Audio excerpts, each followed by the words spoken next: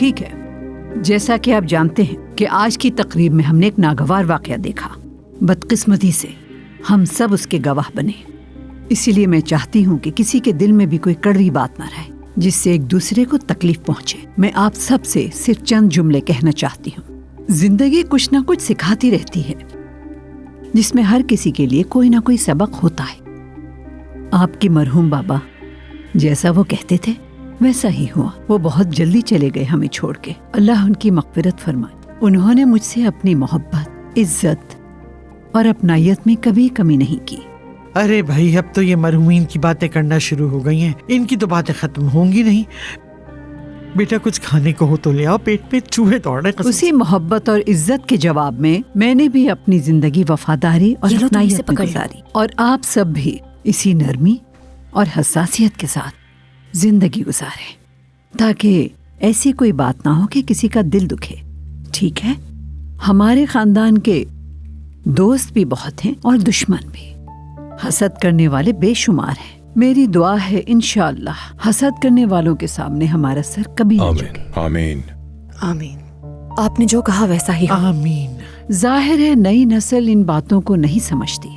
ये उनकी गलती भी नहीं है। इसमें वालिदैन का इतना ही कसूर है जितना कि उनका, कि हम उन्हें सही तरबियत नहीं दे सके। इसी वजह से आज ऐसा नाखुशगवार वाकया पेश आया। नाखुशगवार? बिल्कुल सही कहा, ऐसा ही हुआ है। अनिल, तलाल। अम्मी, मैं इन दोनों से अकेले में खुद बात करूंगा, आप फिक्र मत करें। बेटा, कहा जाता है कि हुजूम में की गई गलती की माफी अकेले में नहीं मांगी जाती। इस मामले का फैसला अब हम सबके सामने ही होगा और इसी वक्त हल होगा। ये अब बच्चे नहीं रहे, बड़े हैं। देंगे, हम सजा देंगे। यकीनन वो अपनी गलती समझेंगे भी और माफी भी मांगेंगे। तुम्हारा हाथ चूमेंगे और ये मौजू यहीं खत्म होगा और कभी दोबारा दोहराया नहीं जाएगा। सब सुन ले ये बात कान खोलकर, समझ गए? चलो बच्चों। उठो बेटा। चलो बेटा।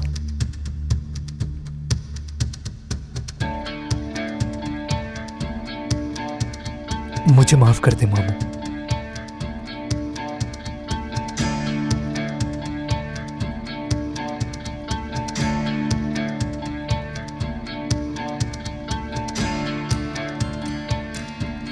तलाल बेटा,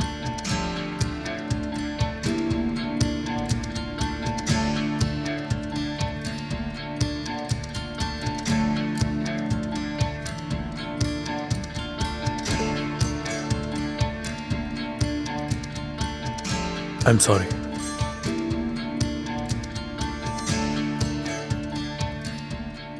बस यही कहना था क्या आपको? बिला वजह में इतनी देर बिठा के रखा हम सबको। अरे मेरी तो टांगे थक गई बैठे बैठे। क्या अब हम जा सकते हैं? सरवत साहिबा, आपको भी इंतजार करवाया। आप भी खानदान में शामिल हैं, इसीलिए मैंने चाहा कि आप सब भी ये बात सुने। शायद मुझे लगता है कि मैंने गलती कर दी है ना? अरे अरे बिल्कुल नहीं, ऐसी कोई बात नहीं नूरजहां साहिबा। अरे आप तो कभी गलत हो ही नहीं सकती। चलो बेटी चले।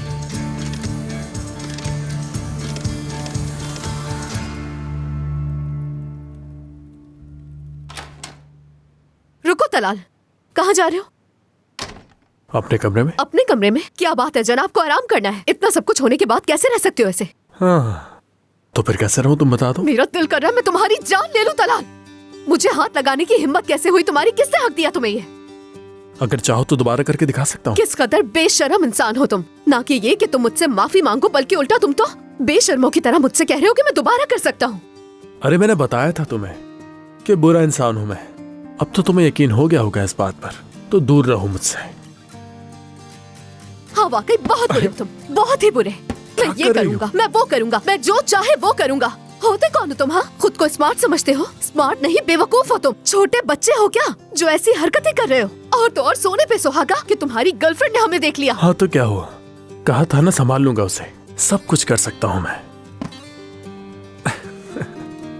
अगर उसने मेरी मॉम को बता दिया तो मेरा क्या होगा, सोचा तुमने?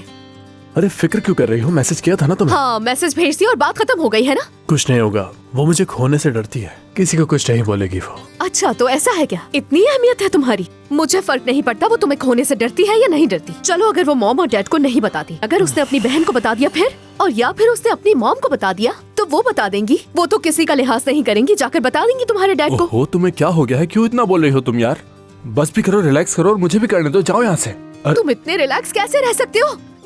अरे क्या हो गया है? कुछ नहीं बोलेगी वो। अब तक तो उसने बता भी दिया होगा, यकीनन अपनी बहन को बताया होगा, क्योंकि वो दोनों साथ साथ रहती हैं। और उसकी बहन ने जरूर अनिल को बताया होगा। मेरी तो कुछ भी समझ में नहीं आ रहा कि मैं क्या करूंगी। फिलहाल थोड़ी देर खामोश रहोगी। मेरी उससे लड़ाई इस बात पर नहीं हुई। तो फिर किस लिए लड़े थे? तुम्हें क्या लगता है कि मेरी जिंदगी में मुश्किल नाम की चीज सिर्फ तुम ही हो? अच्छा, तो मेरे अलावा तुम्हारी और कौन सी मुश्किल हो सकती है, बताओगे मुझे? देखो, जो कुछ भी वहां पर हुआ उससे तुम्हारा किसी किस्म का लेना देना नहीं है। सुना तुमने? देखो, मुझे सच सच बता दो कि क्या बात है। ये एक ऐसी बात है जिसमें तुम अपनी नाक ना ही घुसाओ तो बेहतर है। बस इतना जान लो। नहीं, बिल्कुल नहीं। मुझे तुम्हारी अब किसी बात पर कोई यकीन नहीं है। देखो, अब तुम अपने कान खोल कर सुनो। सिमरा किसी को भी कुछ नहीं बताएगी, सुना तुमने? तो इसे भूल जाओ, ठीक है? तो बच्चों की तरह बात मानो और जाओ, जाकर सो जाओ, सुबह जाना है मुझे। हाँ ठीक है, फिर मैं भी कल तुम्हारे साथ जाऊंगी। लो भाई, अरे तुम क्यों इतना इम्तिहान ले रही हो मेरा? ना तुम मेरे साथ जाओगी और ना मैं तुम्हें अपने साथ लेकर जाऊंगा। ऐसा नहीं हो सकता। चलो जाओ यहाँ से। क्या हुआ, डर गए? अब बोलो ना, साथ ले जाने से डर लग रहा है मुझे। हाँ यार, सही कहा तुमने, डर लग रहा है मुझे बहुत ज्यादा साथ ले जाने में तुम्हें। क्या पता मेरी स्टेप सिस्टर मेरी गर्लफ्रेंड से इस बार ना बच पाए, इसलिए मैं बहुत डर रहा हूँ। हाँ, इतना भी आसान नहीं है ये। अब अगर दोबारा उसने मेरे बालों को हाथ लगाने की कोशिश भी की ना, तो मैं उसका मुंह तोड़ दूंगी, समझ गए तुम? ओके। अब अपनी बात पर कायम रहना। मैं जरूर जाऊंगी तुम्हारे साथ। सिमरा को जाके बताऊंगी कि मेरी गलती नहीं थी, तुम्हारे अपने बॉयफ्रेंड की गलती है। ऐसा कुछ नहीं होगा, सुना तुमने? ऐसे ही होगा। तुम कल नहीं जाओगी, ये जान लो। मैं तो जरूर जाऊंगी। नहीं जाओगी कह दिया मैंने। कहा ना जाऊंगी। नो नो, बिल्कुल नहीं। जब तक तुम खुद नहीं कहते कि मैं तुम्हारे साथ चलूंगी, मैं इस कमरे से नहीं जाने वाली, समझ गए ना तुम? नहीं जाओगी, सुना तुमने? चलो बैठी रहो यहाँ। मैं दुआ करती हूँ आज तुम्हें डरावने ख्वाब आए और नींद ही ना आए।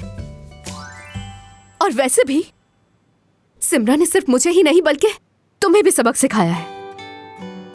मुझे क्या सबक सिखा दिया? सिर्फ एक थप्पड़ ही तो मारा है, पागल है वो। हाँ, जो भी है,